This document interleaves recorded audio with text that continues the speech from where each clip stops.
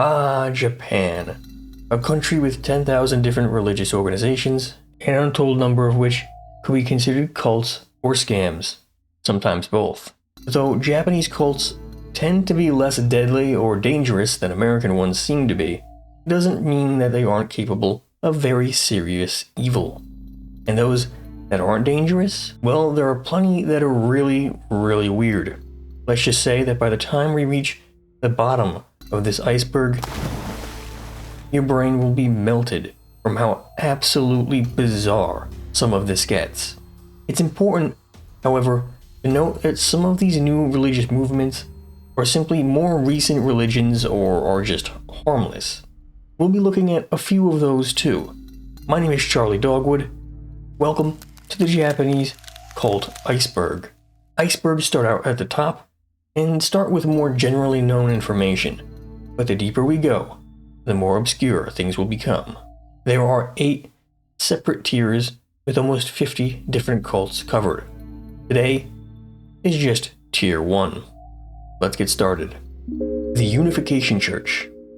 At the forefront of your mind when you think of cults in Japan, you likely think of the Unification Church, aka the Moonies.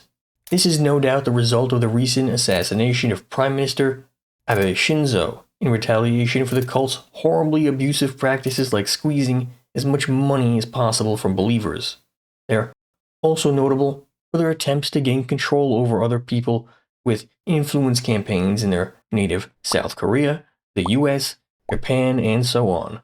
Mostly this was done via monetary connections to conservative politicians, ranging from Abe Shinzo to Donald Trump to military dictator Park Chung-hee.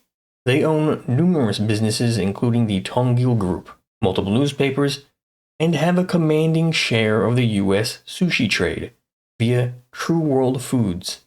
They even operate numerous groups that are secretly connected to the church. There's even a whole story about how the founder Moon's second son died, and Moon came to believe that a Zimbabwean man had been channeling his son's spirit. This created a whole situation where this fake son was traveling all around the world and was the top authority wherever he went because, like I said, he was supposedly the second son. Supposedly he was very violent and took many mistresses, some not consensually. There's a lot to be said here, too much. It needs like 2 or 3 long-form videos to cover what they've done and still do. Today we're just discussing the generalities of the cult and their operations in Japan. Let's start at the top. The Moonies were founded by Sung Myung Moon, who had converted to Christianity in the 1930s. In his own retelling of his life, Moon describes Jesus appearing to him at the age of 16 and giving him the task of becoming the parent to all humanity. Now, I wouldn't believe some random guy saying that he's my daddy, typically, but I guess in Korea, they go for that kind of thing. During the 1940s, Moon went to a church led by a man named Kim Baek-moon, who said that Jesus had given him a mission to spread the message of New Israel throughout the world. One of the aspects that was common among a growing number of Christian churches in northern Korea at the time, Higaryum, ritualized sexual abuse of female believers. There was also a sort of ritualized nudity to show purity in these early groups. It's possible that Moon and his future religious movement utilized one or perhaps even both of these practices. It's also important to note that Moon was arrested several times in the 1950s for sexual impropriety and bigamy, which seems to suggest that he engaged in pigaryom. Regardless, soon after the end of the Second World War, Moon went to the Soviet-occupied part of northern Korea and established his own religious group there. He very quickly ended up getting arrested by the Soviets, big surprise, and got tossed into a labor camp. He was only released when he was liberated during the Korean War by UN soldiers. Upon his release, Moon took a decidedly more conservative tone in his personal politics, describing the Cold War as a battle between God and Satan. Satan is communism, in case you hadn't figured that one out yet. Now in South Korea, in 1954, Moon formally founded the Holy Spirit Association for the Unification of World Christianity, also known as the Unification Church. South Korea at this time was one of the poorest countries in the world, with a GDP per capita of less than $100 per person. In this really awful post-war environment, people went looking for God. They could find that at Moon's church. In the coming years, Moon's church would grow from a small collective to a huge religious movement in South Korea. Soon, it would be even bigger. In the meantime, he married for a second time, this time to a 17-year-old named Hak Ja-han. I don't speak Korean, so forgive me for some of these pronunciations. For believers, these two are known as the true parents, rather than their actual families. According to Daddy Moon, Jesus' birthday was January 3rd, and he was supposed to marry before he died to create a perfect family to liberate humanity from sin. So he took over the opportunity, getting with a minor as a 40-year-old man. These weird ideas helped create the concept of mass weddings. Moonies called them blessings, where oftentimes thousands of matched-up couples were wed by Moon. It would be in 1959 when the first Moonie illegally came ashore to Japan. Choi Bong-chun had spent his youth working in Osaka, so he had a working grasp of Japanese and the culture there. Choi held the first worship ceremony in a Shinjuku watch shop, and it all descended from there. This new, illegal venture in Japan was part of Moon's growth strategy. You see, Japan wasn't doing too hot economically itself. It was doing okay, but it was still behind the West pretty significantly in terms of the economics at that time. But it was still better than South Korea. So Japan, the only non-communist country in the world at that time with a significant Korean community, became a target of the Moonies. The group began to grow fast, partly since it possessed close connections to the South Korean government of Park Chung-hee, who in turn had close ties to brother prime ministers, Kishi Nobusuke and Sato Eisaku, who were dominant in the late 1950s and then late 1960s. Though they also obtained a source of funding from less legal sources, chiefly Yakuza advisor and political fixer Kodama Yoshio, and legal gambling chieftain Sasakawa Ryoichi. Unrestricted and functioning as an anti-leftist tool, the Unification Church used groups like the Collegiate Association for the Research of the Principle to grow and also flex its anti-communist credentials. By the way, the Collegiate Association for the Research of the Principle is just one of the many front groups for the cult. This isn't an uncommon thing in Japan. There are a lot of special social groups and fake college clubs that have been designed to draw people in and then lure them into becoming full-time members of religious groups. This happens most of the time at college, but it's not uncommon for people to be solicited with offers of meals together or inviting someone to pray with them, things like that. It's designed to seem innocuous at first, then by the time you realize what's happening, there's a weird social pressure to stay. In the West, this probably wouldn't be very effective, but the Japanese are culturally averse to jumping up and saying, "This is some absurd cult, I'm going," and then leaving.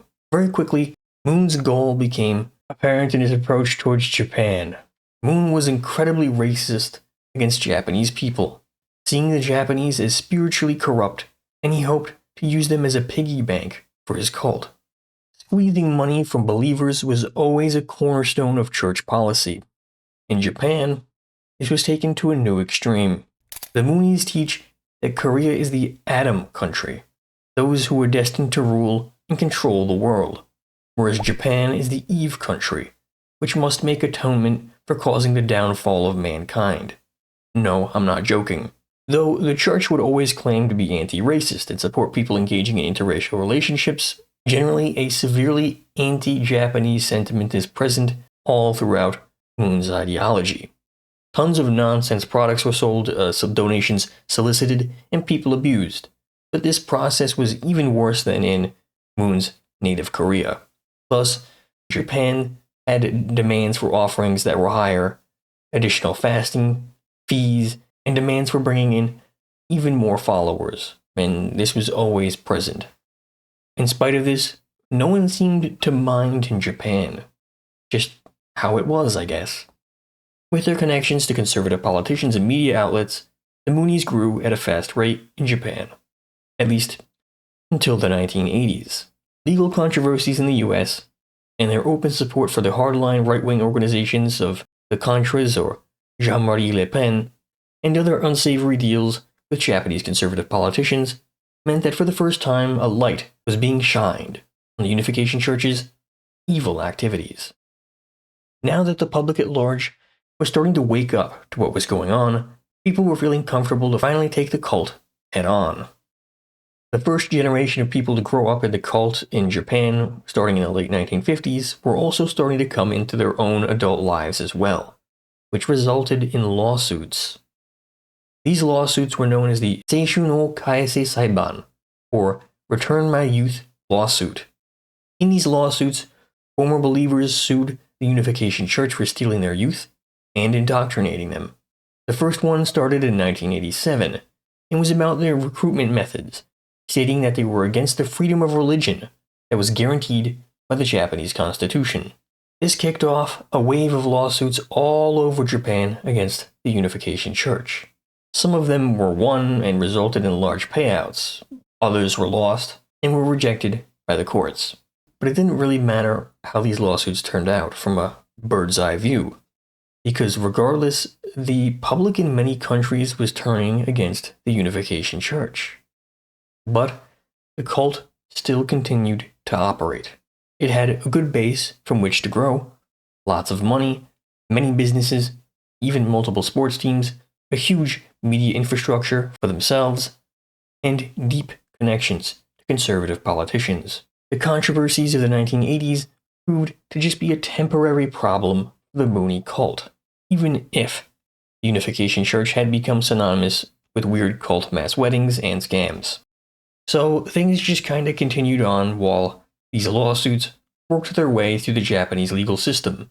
It was a huge money-making venture, so Moon wasn't just going to give up on it. The last major lawsuit was in 2003. Things calmed down for a bit, but one day, in 2022, criticism towards the Unification Church reached a fever pitch once again. Yamagami Tetsuya was born into a family of relative prosperity. Though his father took his own life when Yamagami was young, his mother had inherited a bustling construction business that should have taken care of the family. Should have being the operative word here, unfortunately. Yamagami and his older brother were set. They could grow into young men and take over the business from their mother. The future was looking really good. Then, Yamagami's mother joined the Unification Church. The business was quickly given away to the church. Everything they had was swindled away from them by the cult under the guise of religious donations. They were pressed especially hard by the church, since Yamagami's family made the terrible choice of having been born Japanese. Now they were left impoverished, and his mother was totally enraptured by the cult's teachings, not even caring to look after her children. Yamagami's older brother even lost an eye over a lack of money to fund his medical care, which is really shocking and should tell you how poor they must have been. In Japan, medical care is actually quite affordable, at least compared to the US. Yamagami grew up into being a very troubled young man, joining the Japanese self-defense force, but even attempting to take his own life several times. Over the course of about 20 years, he worked 10 different jobs, never staying at one job for very long. He was lonely, isolated, and angry. This anger only increasing after his brother took his own life in 2015. By then, Yamagami had become something that all governments fear, an angry man with too much time on his hands. So, one day in 2022, Yamagami assassinated former Prime Minister Abe in broad daylight, using a homemade shotgun thing. I can speak firsthand that Japanese people were very shocked by the whole affair. I watched the reaction unfold in real time. At first it was reported that a religious leader had been attacked, then that Abe had been hit. Initially no one was sure why, but religion had for some reason immediately become discussed as a potential reason for the attack. There was obviously some leaks from inside the police to the press. I thought then that maybe it was connected to Soka Gakkai. Don't worry, we'll discuss them very soon. But I hadn't considered that the Unification Church would be at the center of this. No one really knew how deep the Unification Church's tendrils had sunk into the Japanese government, except for Yamagami, really. One might expect that this attack would turn people in favor of the Unification Church, but instead, the attack revealed the depths of the Unification Church's evil, as Yamagami and many others shared their stories. While on one side, people didn't like that Yamagami had assassinated a politician, on the other side, there was a lot of sympathy for Yamagami and what he had been through. But make no mistake, the government was very afraid of Yamagami and what he represented. Similar to other sympathetic assassinations, like Luigi, the government and news media wanted to memory hole this guy as quickly as possible. To this very day, Yamagami is waiting to be tried, almost 3 years since the assassination. You can't even mention his actual name on Japanese Wikipedia. With that being said, let's dive into a unique religious group with their own city inside of a city. Tenrikyo. Every organized religion has the potential to be harmful. You can have millions and millions of followers, be around for hundreds and hundreds of years, but if the system of the religion goes wrong, then it can very quickly cause massive damage. Even on an individual church by church or temple by temple basis, organized religion has the potential to be really bad, not even counting the potential damage of a cult or cult-adjacent group, of course. Tenrikyo is fairly odd. They have about 1.75 million followers in their own city in Nara, named after their religion, sort of like the Vatican City. So I feel the need to explain. One day in the 1830s, a typical farmer's wife had a series of divine revelations after her son injured his leg, as one so often does. This woman, Takayama Miki, aka Oyasama, had a hard life. It was better than some people, but remember, this was a woman who birthed 6 kids for the local village headman instead of becoming a Jodo Shinshu Buddhist nun like she wanted. These revelations were kind of exactly what Oyasama wanted to hear. Like I said, she wanted to become a Buddhist nun. When she heard these revelations, the religion of Tenrikyo was created. The world was a muddy ocean before God made us. So God made humans to see them live. God wants you to live a yoki gurashi, or joyous life. This is Tenrikyo's ideal state of existence. You engage in charity and avoid doing things that create dust, which is Tenrikyo's approach to sin and karma. When you do bad things, you accumulate dust, and you can remove it with good actions. This is more in line with how people in the West view karma, where there's good and bad karma. Additionally, when one dies, they are reincarnated as another human. There is no goal in the religion to end one's existence akin to Buddhism or going to heaven. In Tenrikyo, the earth itself is where we're supposed to be. One day at the Karondai, or the Sweet Tower, God will put a basin of water there, and if you drink the water, you will live for 115 years and avoid illness and misfortune, supposedly. One of the focuses of the religion is the idea of, healing magic, given that Oyasama's first divine revelation dealt with the healing of her son's leg. Illness and injury is also just a common concern for people before modern medicine, especially in rural areas. Oyasama lived to be very old. By the time of her death in 1887, Tenrikyo had become a fairly large regional religion in and around Nara, Japan. Her successor, a man named Iburi Izo, carried on the religion and helped it grow into a mainstream religion after that.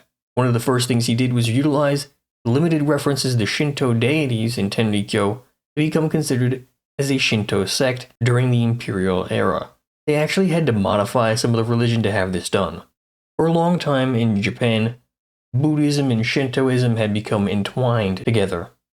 After the Meiji Restoration, however, the new government sought to forcibly separate the two, largely as a way to legitimize the imperial family, as the imperial family claims to be descended from the Shinto deity Amaterasu.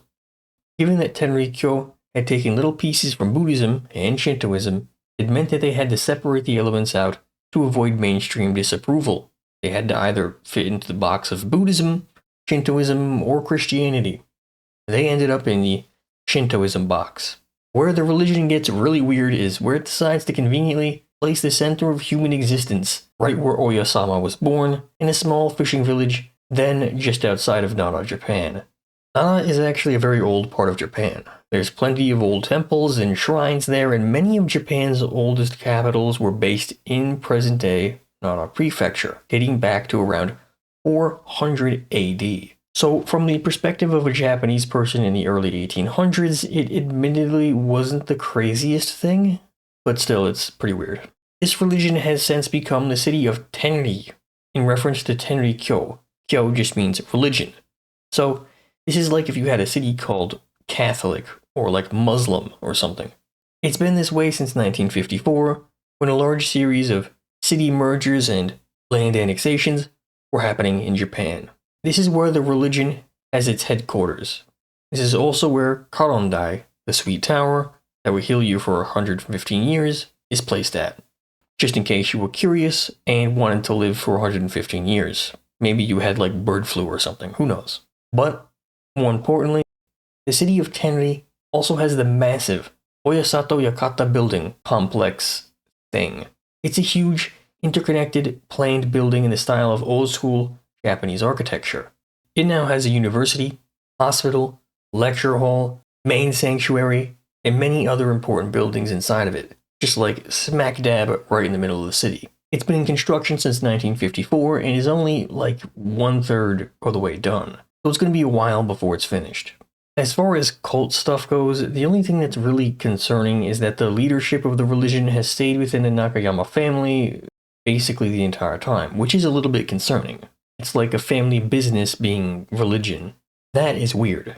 Ultimately, they seem like relatively nice people rather than a cult, though some people understandably feel conflicted about them. They're a new religion that's building gigantic complexes, and they have their own city. It's kinda weird even if it is harmless. But that's why I explained it to you. By the way, just to get this out of the way now, Japan has what are called new religions that have established themselves. Many are cults, not all. Generally, of these two major waves, you have the old new religions that mostly came up in the 1800s, and they're not really cult, and sometimes they're a little bit cultish maybe, but they're not cults. Then you have the new religions. Many of these new religions are cults, or have pretty firm cult-like behavior. The next religion that we're discussing is actually one that got its start before World War II, but is fairly on point as a new religion. Soka Gakkai. Soka Gakkai is a group that you have almost certainly heard of before. If you've ever been in Buddhist circles online before, you've likely been warned about SGI or Soka Gakkai International. This is them. They're a major Nichiren Buddhist group with heavy influence in Japanese politics, possessing influence over the Omoto political party that has been in a coalition with the ruling Liberal Democratic Party since the early 2000s. But when it started, Soka Gakkai was a magazine and educational organization made back in 1930. The first head of the magazine, Makiguchi Tsunesaburo, was a school principal. He had been converted to Nichiren Buddhism after an encounter with a believer. A key element of Nichiren Buddhism is their proactive conversion strategy known as shakubuku, translated as break and subdue. It's typically not as bad as the name implies, but it's still far more aggressive than what is considered socially acceptable in terms of modern-day evangelism. Makiguchi was quickly joined by another educator, Toda Josei. The pair then made Soka Gakkai in 1930. The name means Soka Academy or Value Creation Academy. From the start, the group was not a typical Nichiren Buddhist venture, rather a merging of mainstream Nichiren Buddhism and unique takes by Makiguchi and Toda Josei on topics like morality and educational reform. Though after a brief period, the focus shifted away from education and they began to solicit followers to join their new religious group. This was a very slow-growing venture, however. By 1942, the religion only had about 600 members participating in a general meeting, with about a total membership of roughly 4,000 believers. Nothing about them stood out or attracted much attention then.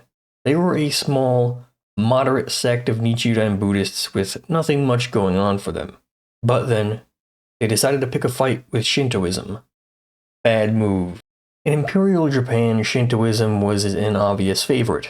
Though the term state Shinto was not a Japanese coined phrase, it doesn't make the phrase any less true.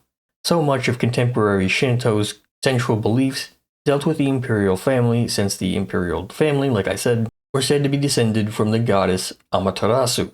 Shintoism was typically regarded as more absolute or authoritative by even Buddhist priests themselves in this period, and there were attempts to merge different Buddhist sects into one. Naturally, Soka Gakkai didn't like any of this.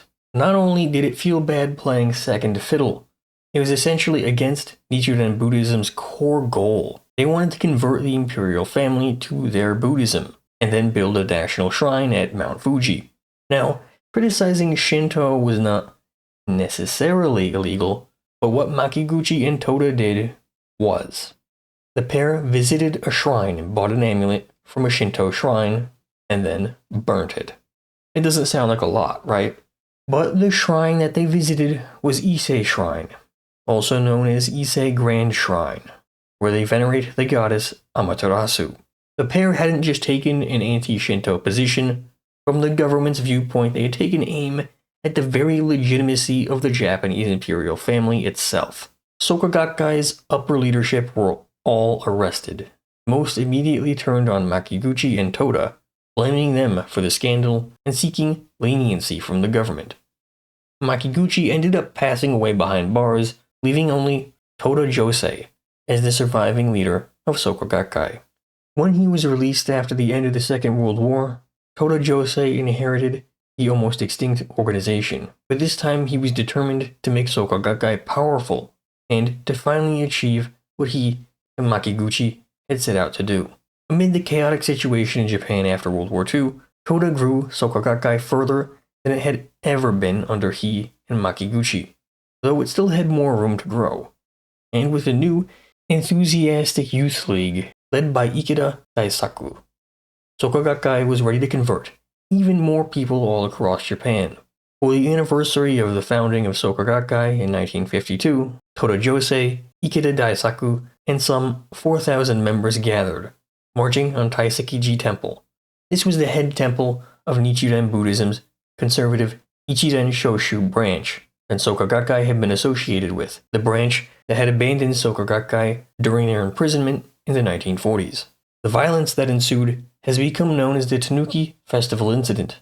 The elderly, formerly anti-Soka Gakkai pro-war priest Okosawara Jimon was attacked by Soka Gakkai youth members led by Ikeda. They attacked him, forced him to write an apology, and then pray at the grave of Makiguchi. All of these actions were shockingly printed in newspapers and distributed. This was the story of early Soka Gakkai. During this period, a program of mass conversion and demands for offerings began to meet Toda's expectations for mass growth, using shakubuku, break and subdue, to secure new followers. Like I said, shakubuku wasn't like a normal proselytization, but a very assertive way to convert people, basically forcing the other person to break and accept that their views were wrong. In normal conversation, this wouldn't be possible. It was a very aggressive tactic. Imagine if your friend just started to yell at you over your beliefs and wouldn't stop until you broke down and accepted whatever they said was right. While that wasn't the intention in the traditional conception of it, in Soka Gakkai, that's actually what it could and often did become, especially since there were heavy demands for each new follower to go out and get another follower. Now imagine if this person trying to convert you wasn't your friend. Not even one person, but a whole bunch of people who you don't really know, yelling at you and demanding that you have to change your religion. You might look for any way out. If you just pretend to agree and sign up for their religion, you can get them to go away. Oh, and you owe them offerings now. And you have to burn your religious idols from your former religion. I think you can see how many people would get brainwashed in these aggressive conversion attempts and how even more were coerced to participate even though their hearts weren't in it. It was coercive, it was abusive, it was straight up evil. This sort of aggressive behavior became the norm for Soka Gakkai in this early period. One of the other aspects of Soka Gakkai that is notable is the chanting of Nam-myoho Renge-kyo ad nauseum. It means Hail the Lotus Sutra. This is highly tied into Nichiren Buddhism and is a chant that all Nichiren Buddhist groups use. In Japanese, this phrase is typically known as daimoku, but in Soka Gakkai, they take it to a whole new level. Sometimes this chanting can go on for an hour, sometimes 2, sometimes even 24 hours. I can personally verify that those 24-hour chanting sessions for the SGI's Komeito Party election victories did indeed occur. Spending entire nights struggling with all my might to continue chanting while desperately trying to fight off sleep and over-fatigue is not something I will ever forget. Falling dead asleep while suffering with excruciating pain from sitting Japanese style for hours and hours is not the path to enlightenment. Toda Josei died suddenly in 1958. The young Ikeda Daisaku rose to the leadership of Soka Gakkai. While Toda Josei had been aggressive in his expansion, Ikeda Daisaku was now looking to push things even further and accomplish his new ambition, achieving political power in Japan. Ikeda ordered Soka Gakkai members to run in elections, managing to win a number of local posts throughout the country. Gradually, political power was built throughout the country as Soka Gakkai membership grew in numbers. But there was no Soka Gakkai party yet.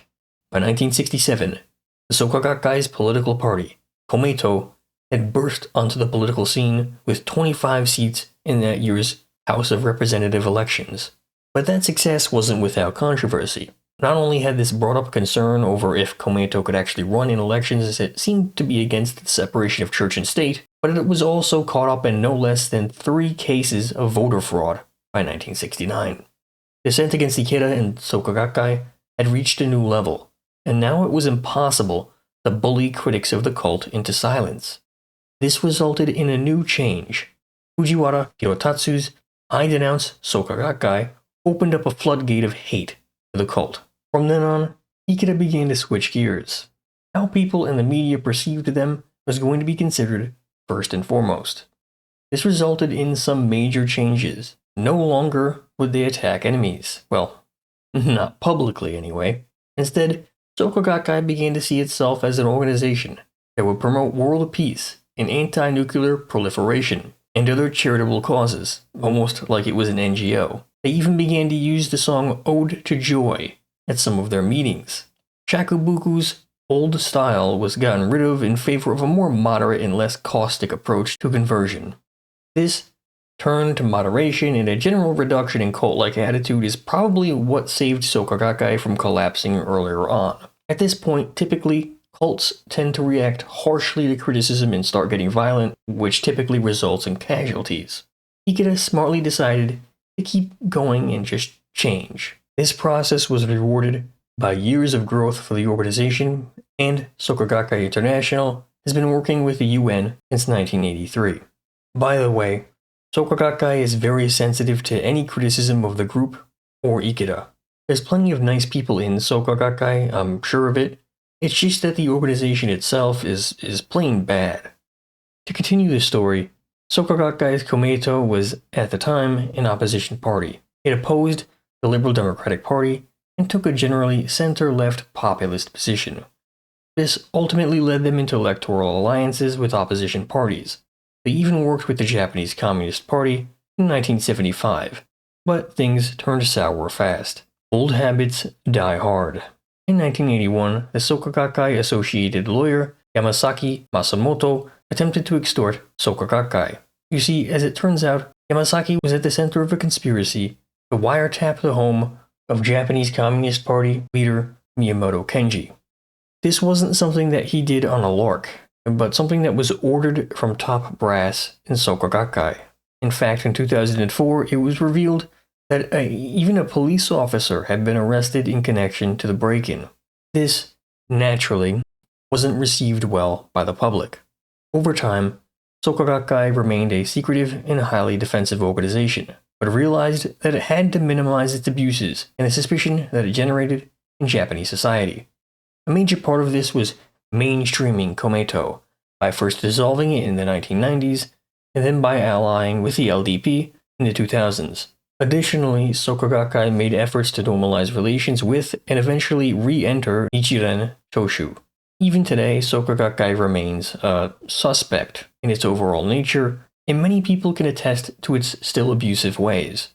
However, it's significantly less extreme than in its early post-war days. Its leader, Ikeda, who had elevated himself to the highest rungs in the organization and made himself the great sensei, passed on in 2023. His son, Hiromasa, had taken over, but it appears that the passing of Ikeda is likely the beginning of Soka Gakkai's gradual decline. Ikeda was always treated as essentially a god in his own right, with his very specific interpretation of Nichiren Buddhism being the focus of the religion. He always had the final say. I think it's fair to say that Ikeda's passing was a major loss for the organization. It will have to further reform itself, or it will begin to fade away into irrelevancy. Now, let's talk about a group that is far, far worse. A group that I've done a video on before. Check it out. It's pretty good. Aum Shinrikyo.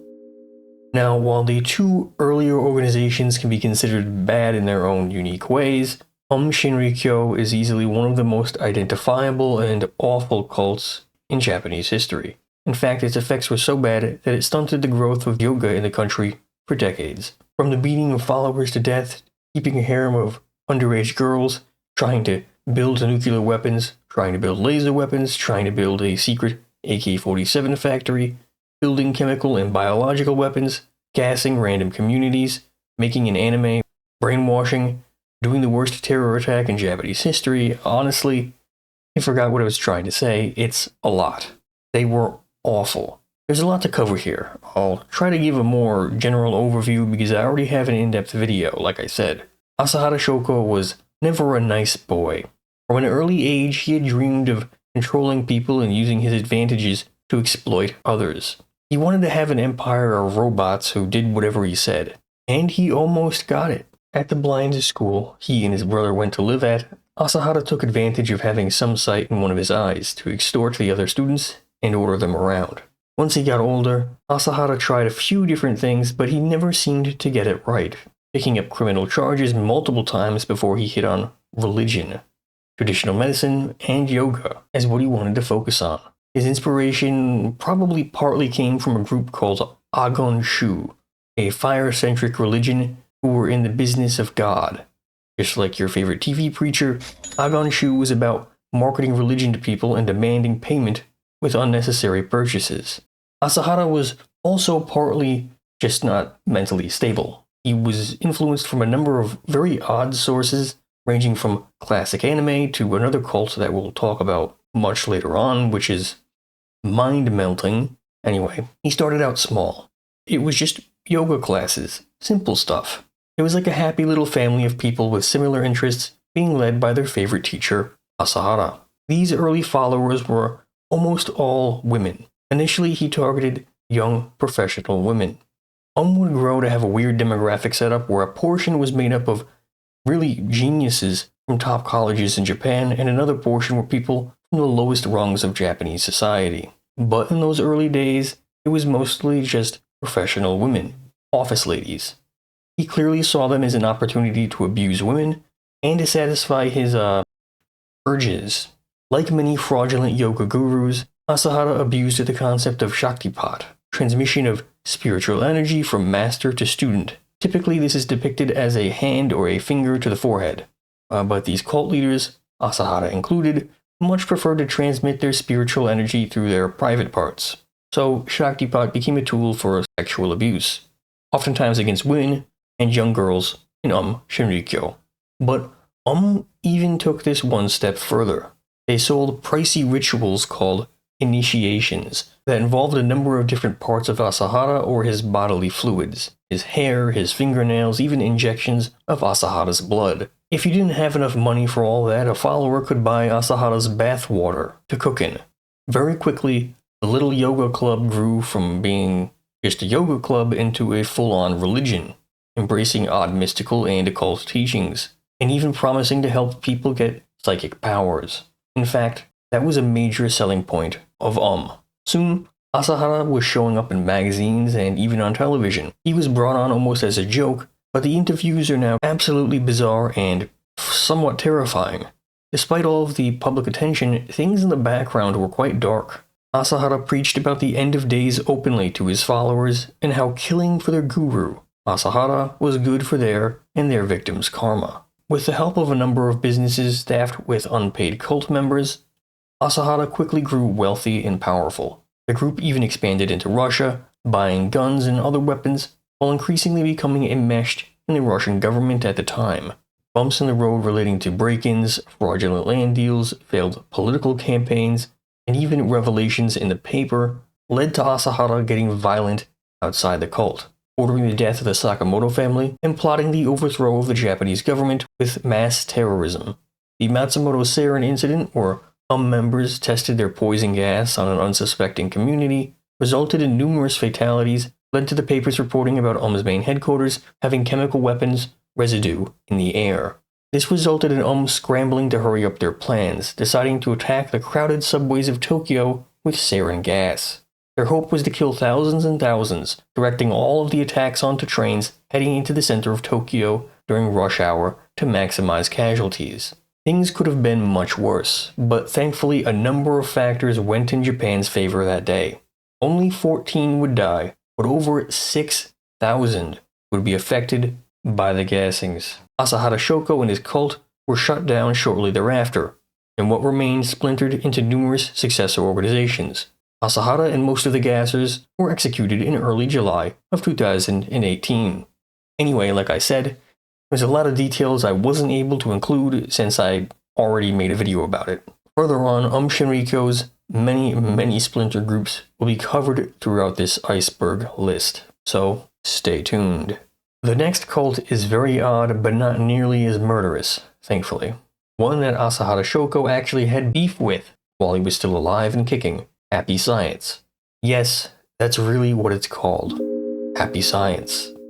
If you put Japanese cults on a chart with the y-axis being big and x-axis being weird, Happy Science is going to have the most of both. It is rather large, and it is very, very weird. And yes, it is really called Happy Science. Happy Science was founded in the mid-1980s during the occult boom by salaryman Okawa Ryuho. From an early age, he was deeply interested in the GLA and the Seicho no Ie groups. We'll have to discuss both later on, but I have to cover the basics of each right now. GLA is a cult that believes in, honestly it's kind of hard to say, it seems to be mostly Buddhism with a healthy dose of spiritualism and focus on souls. I'll be honest in saying that I can't really summarize it much, other than that it's some sort of stuff about light and established religions are bad, or whatever. Seicho no Ie is another kind of offbeat religion that merges elements of many major world religions and philosophical concepts into a sort of universal truth theory. There's also a heavy emphasis on environmentalism and anti-GMO politics. During Okawa's youth, the religion was super conservative and highly nationalistic, and he also took inspiration from his father's favorite political party, the Japanese Communist Party.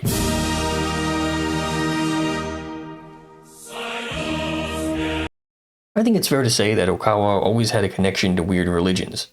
He didn't do too well in school, but by 1981, when he entered the workforce, he was already having supposed mystical or religious experiences.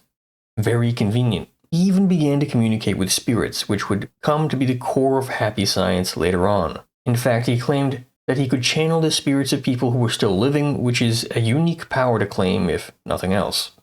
Soon, Okawa was realizing that he was the reincarnation of, get ready, Buddha, Hermes, Jesus, Moses, Isaac Newton, Confucius, Zeus, and that's just a few of the total whole that he's claimed reincarnation of. At the top of all of these reincarnations was Vairocana, the biggest Buddha, what was initially sort of a weird paranormal spiritualism thing mixed in with some Nichiren Buddhism at its core. Why is it always Nichiren Buddhism? Well, why is Nichiren so attractive to these weird, crazy people? Anyway, it started to morph into its own very strange cult. What he developed was an odd mixture of spiritualism, Nichiren Buddhism, GLA's light-based ideology, and his own unique interpretations that involved adding a general ancient Greek styling.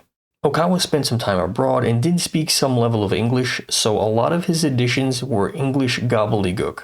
It looked cool to Japanese people, but at the same time looks absurd to people who actually know English, which was a major weakness of the religion. This is part of the reason why Okawa initially told his followers to never translate his doctrines into another language. It would just create ridicule, and he was aware of that. He claimed that they just weren't ready, but obviously he knew some stuff about it was really weird. In fact, large parts of this cult's beliefs, practices, and history is hidden, mostly because, like Scientology, it doesn't hold up to outside criticism.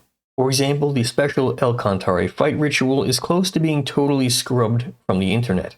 But thankfully, I found a video of people doing this. Hello everyone in New York, everyone in this United States of America, and everyone from the world. We are the ministers of Happy Science, New York Temple, and we are here today in the center of the world, Times Square, to offer our prayers. We are going to be conducting 2 prayers. The first one is El Cantare healing. This has the power to heal through faith. It is your own faith that will increase your immunity. Hence, it will protect you from viruses, or you'll be able to heal better. It's your faith that will save you. Which is convenient, so if you don't get healed, you must have not been believing hard enough. Light! Cross! Light! Cross! And Cantare! Fight! Now you're probably wondering, El Cantare fight. What is El Cantare? Great question. Above all of his various incarnations of Supreme God Lord Okawa is El Cantare. El Cantare is an alien god from Venus. The name likely comes from Alcantara in Egypt, where the Suez Canal bridges, and was potentially used in the GLA sect before Happy Science. At least according to some scholars, it's hard to tell what is and is not truthful, and to be honest, it doesn't really matter. So basically, anyway, Okawa is all of the gods. He's all of them, including the king of the ancient Incan Empire named Rient Oral Crowd. I'm not being racist, it uses the R instead of the L on the website. He's also a Japanese god called Ame no Mioyagami. Don't know what that is? Don't worry, I'll read from the website. Ame no Mioyagami, the Japanese father god, who appeared in the ancient document Hotsuma Tsutae, is the oldest god of Japan who is close to the core consciousness of El Cantare. 30,000 years ago in Japan, he landed at the foot of Mount Fuji from Andromeda on a large fleet with 200,000 human-type space beings. He established the Fuji dynasty and built the Ame no Mioyagami civilization that later spread to all of Asia. Appearance-wise, he was an 80-foot-tall, sumo wrestler-like being who taught the heart of respect, obedience, harmony, the difference between heaven and hell, and how men and women can maintain harmony, and brought the Bushido spirit to earth. Gora, in Hakone, Japan, is a land that is deeply connected to Ame no Mioyagami. Happy Science will build its memorial hall there. Usually you have to pay money before they let you into this level of crazy bullshit, but in Happy Science, it's free. This is the only deal that you'll find in Happy Science. The goal of the religion isn't to control people, not the main goal anyway. The primary goal is to get money from followers, either donations or through the sale of religious materials, or basically through any way that you can get cash from the believers. And boy, there's a lot to buy. During his life, Okawa and what I can only assume to be a stable of ghostwriters created over 3,000 books. These ranged from religious texts to spirituality, English learning, politics, business, health, and even fiction. Okawa and Happy Science, sorry, I laughed too much. Okawa and Happy Science really like entertainment and have their hands in over 24 films, many of which were animated. I like how they did everything about it. Really like how they got, from the beginning, how they mentioned how he could do what he did and how it ended up. It was good. I liked it. What's kind of odd is that despite the high budgets and the inclusion of famous voice actors, the Happy Science movies are strange and almost secret in Japan. Many people in Japan have never heard of these films before. This is because the business model of Happy Science is first to convince people to follow your religion, and then sell them on a billion different products and services, including advancing into religion. They even sold miracle cures for COVID. After all, never let a good tragedy go to waste. Also, I have to mention that Okawa had unique outfits for each of his various incarnations. The most common is his Il Cantare Shining Bishop of Scam Artistry. That's one of my favorites. Unfortunately, over time, a lot of these pictures have been scrubbed from the internet or just kind of disappeared. A couple of years ago, I remember seeing some really wild designs that you just can't find online anymore. It's honestly kind of sad that I can't find many of his weird outfit photos anymore. Later on, he transitioned into a really typical suit and tie wearing style that gave him more respectability, at least visually, but at the end of the day, he's still, the reincarnation of all the gods at once. This guy was a huge scam artist and really just an awful person. There's even worse stuff about this guy floating around that we'll get into in a second, so I don't want to be too silly, but I really wish he would have stuck with the golden flying dragon of doom look. If you're going to be evil, at least do it while you're well dressed. Like many cult leaders, eventually Okawa decided to try his hand at politics. He formed his party in 2009 in the wake of the Great Recession and the massive reaction against the ruling Liberal Democratic Party at that time. People were angry, and clearly he thought that there was an in for Happy Science at the polls.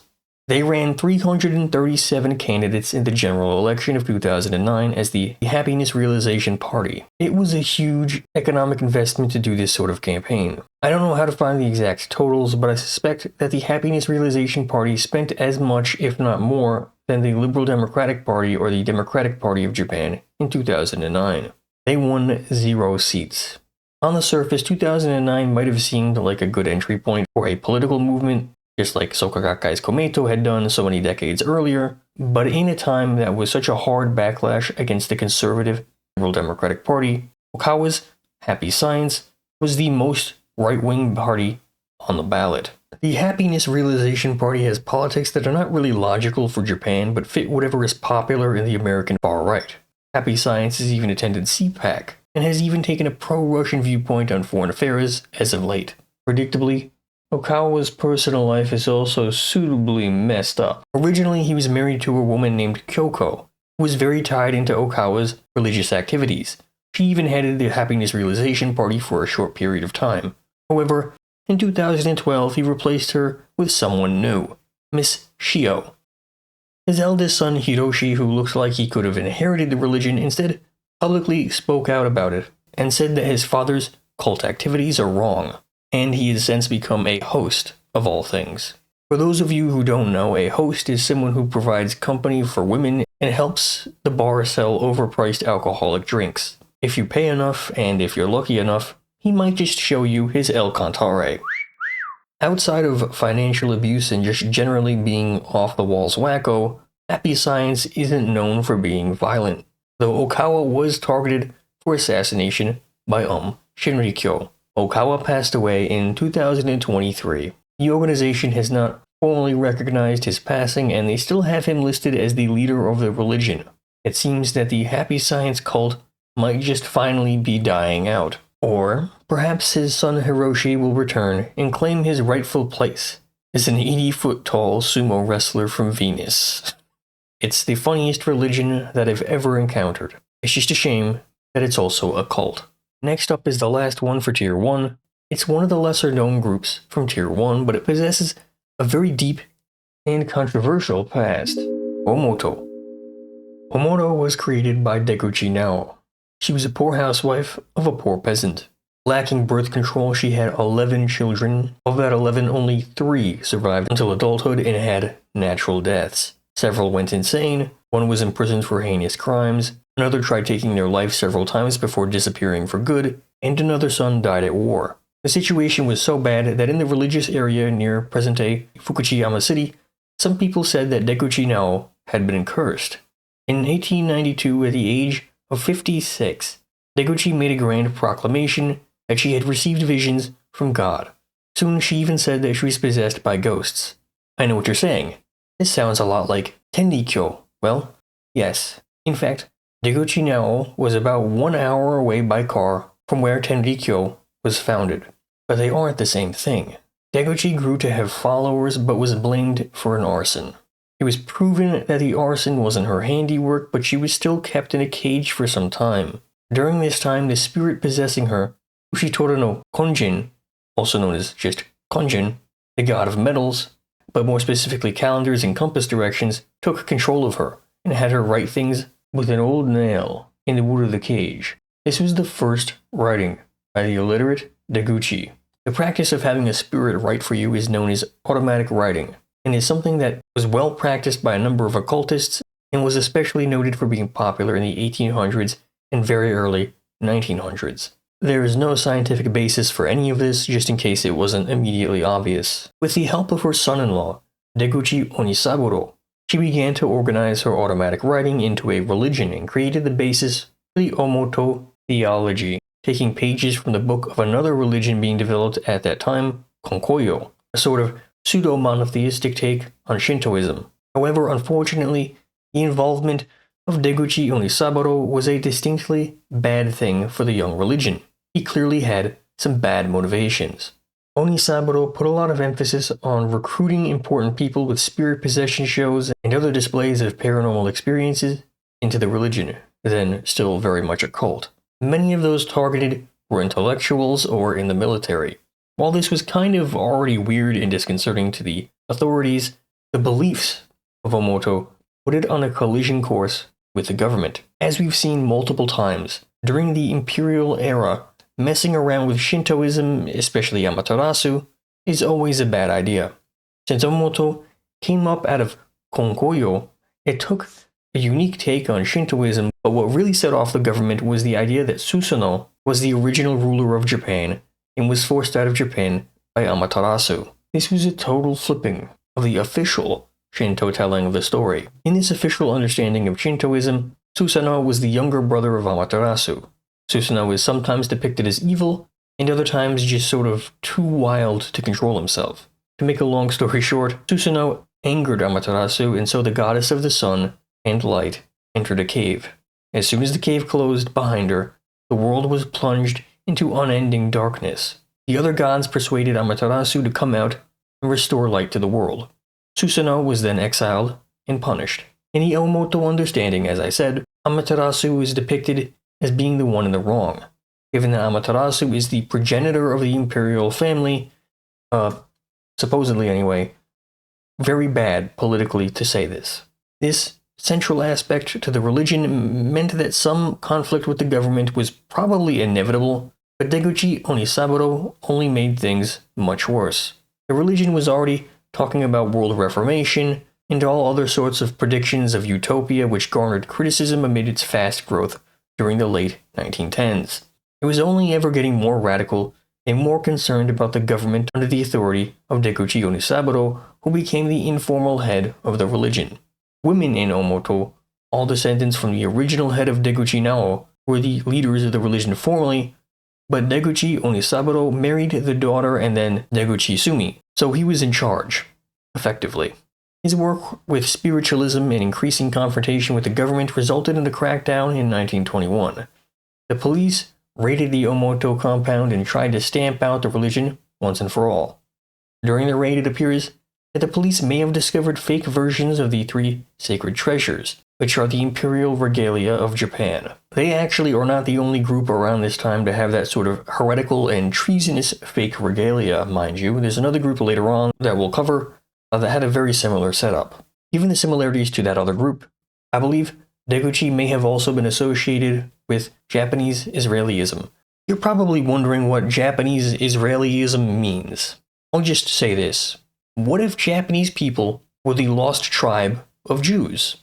Just consider it. We'll get back to it later, don't worry. Ultimately, the crackdown led to a long legal struggle with the Japanese government that only ended in 1927, 6 years later. During the intervening period in 1924, Deguchi Onisaburo and Aikido founder Ueshiba Morihei made a journey to China. Aided by the ethnic Japanese mounted bandit king Kohinata Hakuro, yeah, that's a story I'll get into about some other day, they attempted to travel to Mongolia to establish a theocracy there. This failed, and they were ultimately captured by a local Chinese warlord. They were released, but many of the actual Chinese bandits, not the Japanese one, ended up getting executed.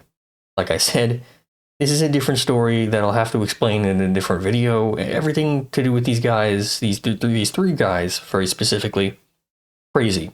Anyway, once he was outside the government's watchful eyes, Deguchi started to pal around with Japanese hardline nationalists. He even began to start nationalist-inclined political organizations to grow Omoto. Ultimately, these ties to radical elements of the far right and military resulted in the crackdown on the religion yet again in 1934.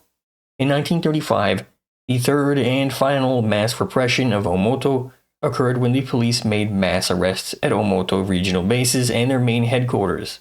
Almost 1,000 believers were arrested, and 318 of them were charged. 61 went to trial, but during the repression, the Toko, Japan's secret police, tortured many of the prisoners, and at least 17 believers died. As a result of these repeated crackdowns and Deguchi's unique approach to everything, the religion shut down until it was reformed in 1945. By the time it had ended its decades-long dormancy, Deguchi Onisaburo was very old and sickly, and his influence was minimal. I cannot begin to stress how much this was needed by Omoto. Getting him out of the picture was a major victory for them. Since 1952, it has been formally recognized as a religious organization in Japan, and is by all accounts a fairly normal religion. Nowadays, it focuses its politics more on internationalism and international peace, putting an emphasis on Esperanto and things like that. There was a bit of a split in the group in the 1980s, which is headed by a man rather than a woman, but it seems much smaller and does not seem to be a cult, so I won't cover it. Beyond this, there just isn't a lot else to say about Omoto. And so, Tier 1 is done. Comment, subscribe, like, share the video, and check out my Twitch or YouTube gaming channel. Also, I have a new Discord server open for the public. If you want to join, feel free. All links are in the description. If I continue with this iceberg series or not will be determined by the response to this video, so hopefully it does well. If not, oh well. So, without further ado, check out this video. It's pretty good. Good stories only. Thank you.